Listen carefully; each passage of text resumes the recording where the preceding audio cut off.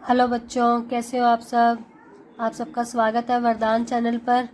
आज ਅਸੀਂ पढ़ांगे पाठ 9 जे बालन मुक जावे। ठीक है ना। आज मैं आपको इस चैप्टर के बारे में बताऊंगी, इस पाठ के बारे में बताऊंगी कि क्या होता है ये। बापू सरनदास हर रोज़ ਰਾਤੀ ਜਦੋਂ ਰੋਟੀ ਖਾ ਕੇ ਲੇਟਦਾ ਤਾਂ ਉਹਨਾਂ ਦੇ ਦੋਵੇਂ ਬੱਚੇ रजनी ਅਤੇ वरिंदर मंजे उत्ते जा बहते। मतलब उनके बेटों का नाम था बेटा मतलब दोनों बच्चों का नाम था रजनी अते वरिंदर। मतलब उन्होंने कहा है कि जब वो खाना खा लेते थे तो वो उसके मंजे के ऊपर जा बैठते थे। मंजा आपको पता है बच्चा, जो चार पाई होती है उसके ऊपर जा बैठते थे। ओना दी इक्को मंग हुंदी, पिताजी कहानी सुनाओ। अब देखा बच्चा, हमारे टाइम पे तो ऐसे बोलते हैं ना कि स्टोरी सुनाओ, लेकिन जो पहले टाइम के बच्चे होते थे ना, जब सारे खाना खुना खाते थे ना, सारे फैमिली वाले ना इकट्ठे होकर बैठते थे, तो वो उनसे कहानियाँ सुनते थे कि अपने गांव की, अपने पिंड की। आपने भी सुनी होगी, अपने नाना नानी दादा दादी आपको सुनाते होंगे ना। तो वो बच्चे भी अपने पापा से यही बोलते हैं कि आज हमें कहानी सुनाओ। और बहुत टाणे पर बच्चे मतलब कि खड़ेहा ना छड़ दे, मतलब वो हर बात को टाल देते थे, लेकिन बच्चे उनका पीछा नहीं छोड़ रहे थे। खैड़ा मतलब पीछा छोड़ना, वो उनका पीछा नहीं छोड़ रहे थे। आज भी जदों बच्चे जिद करन लगे तां ਉਹਨਾਂ ने कहानी शुरू कर दी। तो जब बच्चे ज़्यादा जिद करने लगे थे तो उन्होंने अपनी कहानी शुरू करी। एक पिंड विच एक बूढ़ी रहिंदी सी। मतलब एक पिंड में एक बूढ़ी रहती थी। ਕਹਿੰਦੇ ਹਨ कि ਉਹ जो भी मूँहों बोलती सच हो जाता सी। मतलब वो जो भी बोलती थी ना, उनकी बात वो सच हो जाती थी। एक बारी एक शहरी बंदा उस दे घर आया। शहरी बंदा मतलब जैसे आज हम लोग शहरों में रह रहे हैं ना, तो वो बंदा ना शहर से आया था। एक बारी सॉरी बच्चा, उसने बुढ़ी नू कहा, माता जी तुहाडे चूल्हे विच अग है। तो चूल्हा मतलब पहले ना वो मिट्टी का बनाया होता था बच्चा पिंडों में ना, तो उन्होंने बोला कि तुहाडे चूल्हे विच अग है। बुढ़ी ने पूछा की करनी है। तो वो जो बूढ़ी औरत थी, जैसे आपकी बुक में चित्र में भी दिखाया जा रहा होगा ना कि बूढ़ी औरत है, तो इनसे वो पूछता है, एक शहरी जो आया हुआ था। शहरी बंदे ने कहा, छलियां भुनियां हन। छलियां मतलब कौन से होते हैं ना, जो छल्ली जिसको हम बोलते हैं, वो भुननी है। बुढ़ी बोली, पर जे अग ना होवे। शहरी बंदे ने कहा, बुढ़ी बोलती कि अगर अग ना होवे फिर। ते जो बंदा शहर था वो बोलता है, मैं किसे होर करो लै लवांगा। तो दूसरा जो वो शहरी बंदा बोलता है कि तो अगर आपके पास ना मिली तो मैं कहीं और से ले लूँगा। पर जे तैनू किधरे भी अग ना मिले। तो वो बूढ़ी औरत बोलती कि अगर तुझे कहीं से भी ना मिले फिर। उस बूढ़ी ने कहा। शहरी बंदा हैरान हो के बोलिया, ए किवें हो सकता है। तो जो शहरी बंदा था वो बोलता है कि ये कैसे हो सकता है। अब देखो, आपने स्टार्टिंग में पढ़ा था बच्चों कि उसके पापा बोलते हैं कि वो जो बोलती थी उसके मुंह की बात बोली भी सच हो जाती थी, है ना। अब ध्यान से सुनना। होता पुत सब कुछ सकता है। वो बूढ़ी औरत बोलती है कि बेटा सब कुछ हो सकता है यहाँ।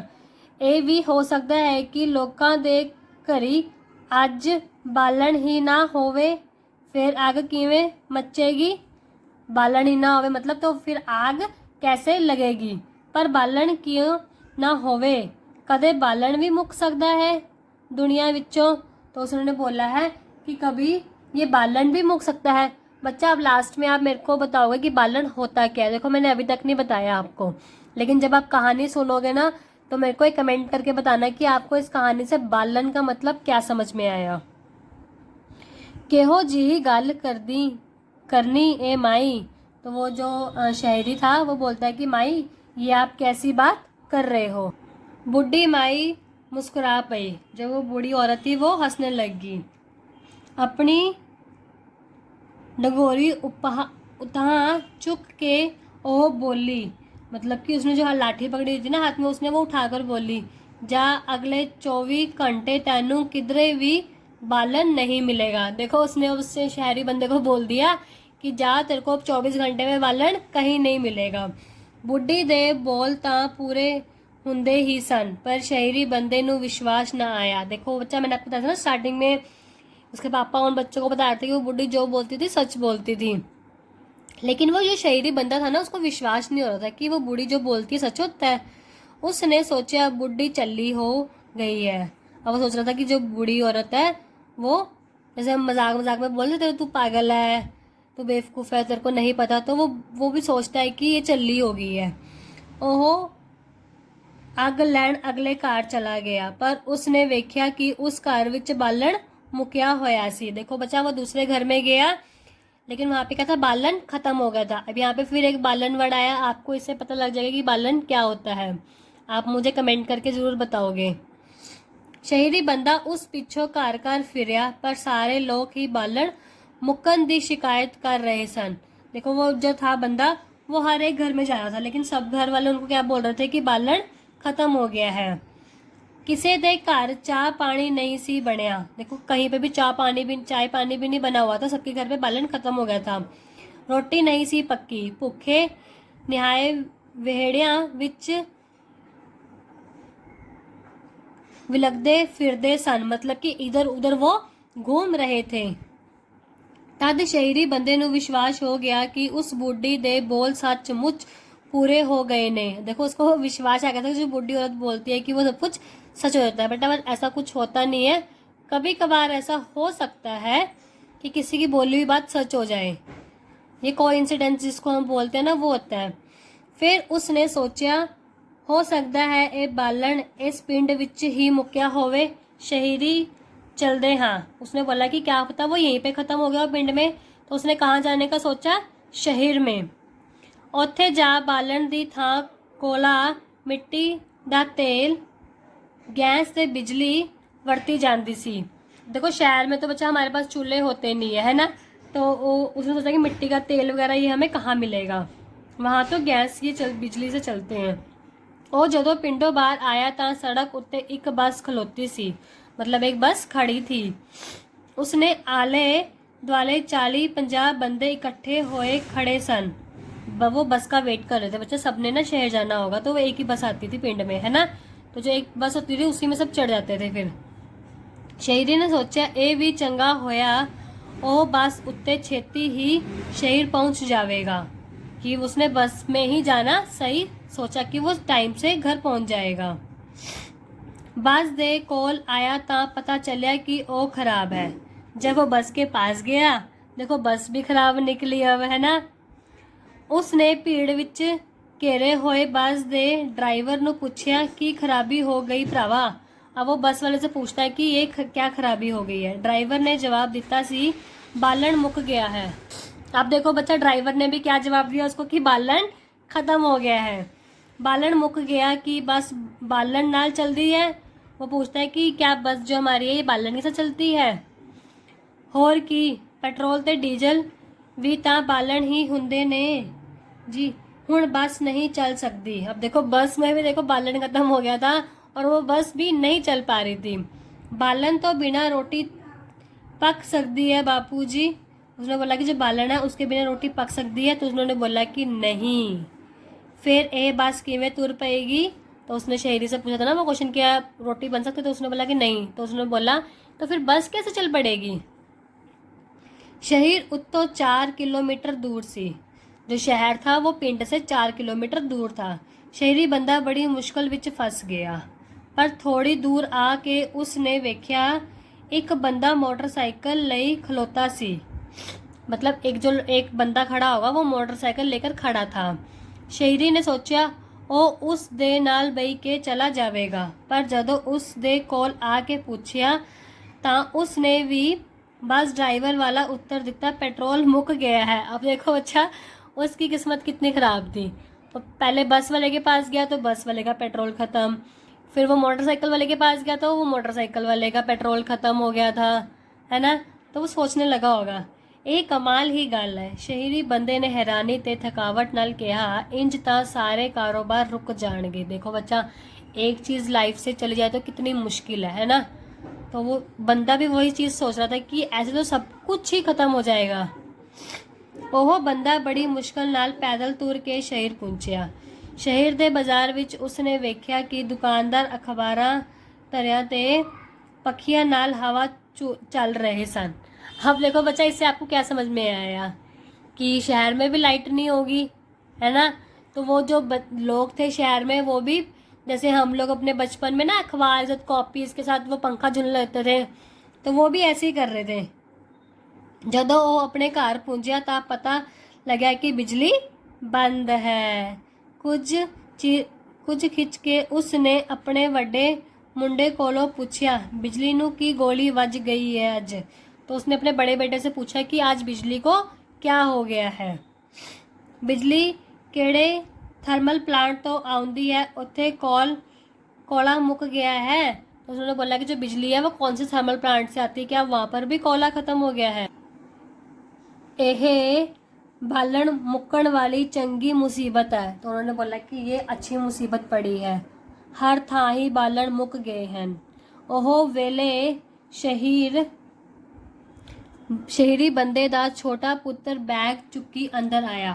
उसी टाइम जो उसका बेटा था छोटा, वो अंदर आया। उसने दस्या कि वह दिल्ली जा रहा सी, पर गड्डी ही नहीं आ रही। अब देखो, उसका छोटा बेटा भी था, वो दिल्ली जा रहा था, लेकिन गाड़ी क्या थी वो भी नहीं आई। कहते ने पिछले स्टेशन उत्ते खलोती है, बालन मुक गया है। देखो बच्चा, हर जगह मुक गया था बालन, है ना।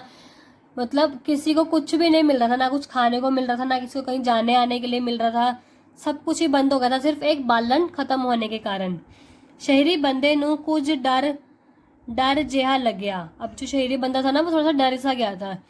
इसने फिक्रमंद होके कहा, जे तू दिल्ली कल तक ना पहुंच सकिया तो अपना 1000 रुपए का नुकसान हो जाएगा। अब देखो, उसने बोला कि अगर तू कल तक दिल्ली ना जा पाया तो उसका कितना बड़ा नुकसान हो जाएगा, है ना।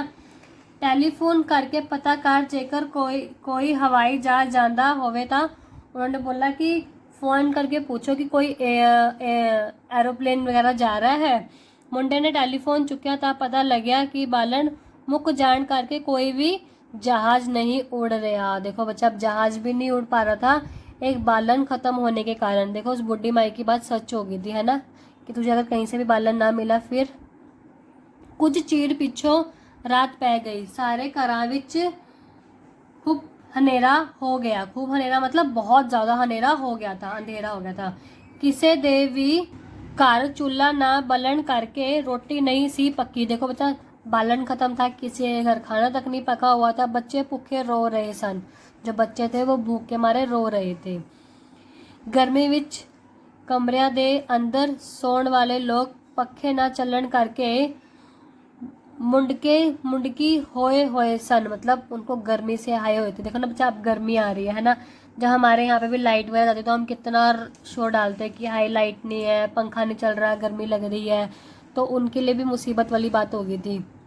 और शहरी बंदा सोच रहा सी कि जे पूरे 24 घंटे इवें रहा तो लोगों का की हाल होवेगा। अब देखो, सिर्फ उसने एक दिन की बात करी है, 24 घंटे की, है ना।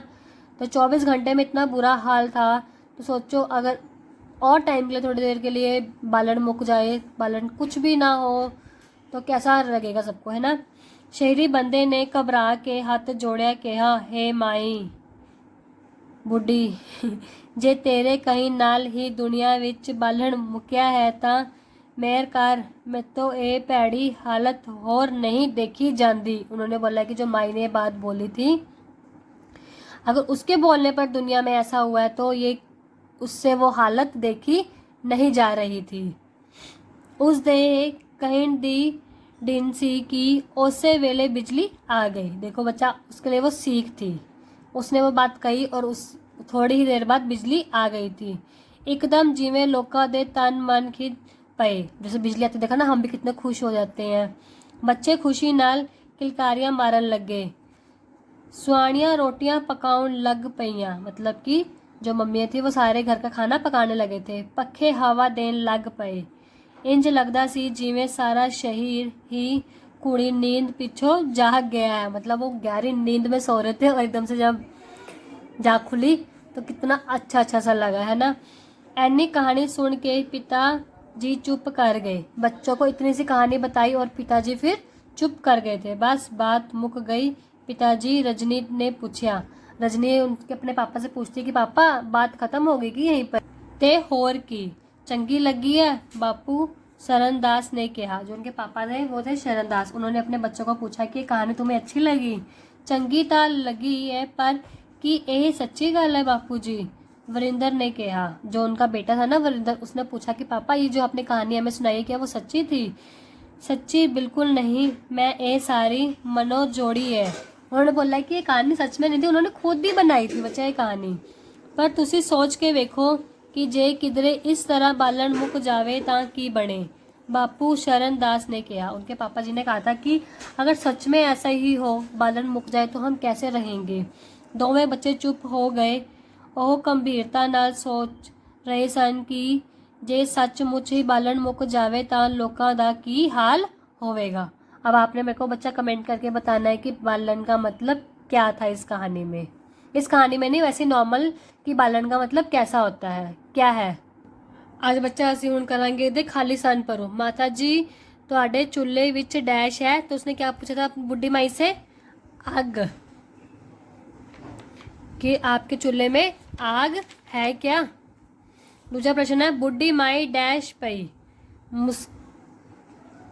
मुस्का मतलब वो हंसने लगी थी, थोड़ा सा उसने स्माइल दी। शहरी बंदा अग लैन लई डैश फिरिया, कहाँ कहाँ गया था बच्चा वो? घर घर घर। सारे लोग डैश दी शिकायत कर रहे सन। सारे लोग किस चीज़ की शिकायत कर रहे थे बच्चा? मैं इसका आंसर यहाँ लिख रही हूँ, ठीक है ना। बालन मुक्कण दी, ये आज हमारा जो बालन था वो खत्म हो गया था। पेट्रोल और डीजल भी ता डैश ही हुंदे हैं जी, क्या होते थे वो? बालन। तभी तो चलता था ना, बस वगैरह सब कुछ तभी चलती थी। हुण असीं इहदे प्रश्न उत्तर करांगे। पहला प्रश्न है शहरी बंदे ने अग की करनी सी? शहरी बंदे ने अग नाल छलियां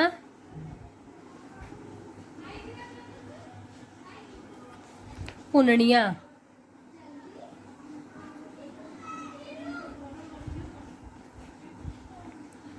छलियां भुननियां सन। प्रश्न नंबर दूजा है बालन मुक्कन नाल आवाजाई दे केड़े केड़े साधन चलनों रुक गए सन। अब देखा बच्चा, आपको पता था ना हमने इस लेसन में क्या पार्ट में क्या पढ़ा था? बालन मुक्कन नाल पहला था मोटरसाइकिल,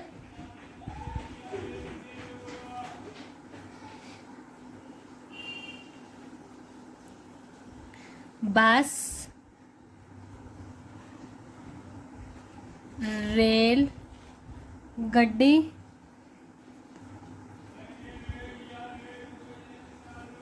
हवाई जहाज आदि सारे साधन रुक गए। प्रश्न नंबर तीजा आएगा बिजली क्यों बंद सी? क्यों बंद थी बच्चा बिजली? बालन मुक्कण कारण बिजली बंद सी। प्रश्न नंबर चौथा है कहानी सुनन उपरांत बच्चे की सोच रहे सन? बच्चे सोच रहे सन कि जे सच मुच बालन मुक जावे ता लोकां दा की हाल होवेगा। अगर सच में, वो तो सिर्फ उन्होंने कहानी सुनाई थी बच्चा, अगर सच में ऐसा हो जाए तो हमारा हाल कैसा होगा, है ना। हुण असीं करांगे बच्चा वाक बनाओ। जिद, छोटे बच्चे हर गल दी जिद करते हन। विलकना, विलकना तो बच्चा जब हमें बहुत तेज भूख लग रही होती है ना, हम तड़तड़ा तब तड़प रहे होते हैं किसी चीज़ के लिए, जब हमें पानी की प्यास लग रही होती है तो हमारा मन करता है कि हम फटाफट खा लें, है ना। बच्चे भुख नाल विलक रहे सन। मुश्किल, शहरी बंदा मुश्किल विच फस गया। थकावट, मैनू अज बहुत थकावट हो गई। किलकारियां, बिजली आउन ते बच्चे किलकारियां मारन लग पे। अब बच्चा आपको ये देवनागरी में लिखा हुआ, आपने गुरमुखी में इसको लिखना है, ठीक है ना। आज मतलब आज, अग मतलब आग, भूखा मतलब भूखा, किधरे कहीं, स्टेशन स्टेशन, कोला कोयला, मिट्टी मिट्टी, चाली 40, शहीर शहर, मैं तो मुझसे। अब अगला देखो, आपको ये पंजाबी में दे रखा है, आपने इसको बताना है कि क्या होता है ये। बालन ईंधन, मुक्ता समाप्त हो जाना मतलब खत्म हो जाना, मचलना जलना, चल्ली पागल, वेड़ा आंगन, अखबार समाचार पत्र, मुकड़ा पसीना, पैड़ी बुरी। अब बच्चा आपने चैप्टर पढ़ा, आपको क्या समझ में आया, आप प्लीज़ मेरे को कमेंट करके ज़रूर बताएंगे। और आपको मेरा ये वीडियो कैसा लगा एक कमेंट ज़रूर करें। अपने दोस्तों के साथ मेरी इस वीडियो को शेयर करें, सब्सक्राइब करें, और मुझे प्लीज़ एक कमेंट करके ज़रूर बताएं कि आपको मेरी वीडियो कैसी लगी। थैंक यू बच्चों।